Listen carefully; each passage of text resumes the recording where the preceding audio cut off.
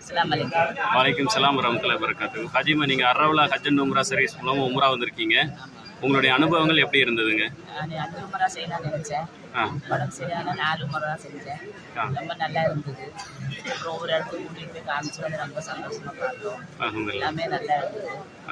யாரோ கேட்டால் உங்கள் சர்வீஸ் தான் வரணும்னு அப்படி சொல்லலாம் நினச்சிட்டு இருக்கிறேன். அல்ஹம்துலில்லாஹ். ஃபேமிலியில் மாஷா மாஷா. ஃபுட்டு இதெல்லாம் நல்லா இருந்தது. சரிங்க. தமிழ்நாட்டு மாதிரி அல்ஹம்துலில்லாஹ். எல்லாமே நல்லா இருந்தது. வேறு ஏதாவது குறைகள் இருந்ததுங்களா?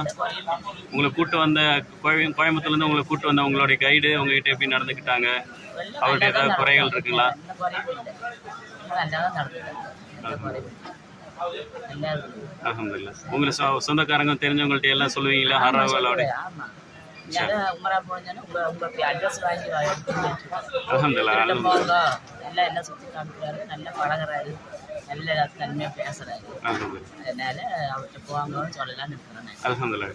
இன்ஷா அல்லாஹ் உங்களுக்கு பரக்கத்தாக்கி தரட்டும். துஆ செய்யுங்க இன்ஷா அல்லாஹ். அஸ்ஸலாமு அலைக்கும் வரஹ்மத்துல்லாஹி வபரகாத்துஹு.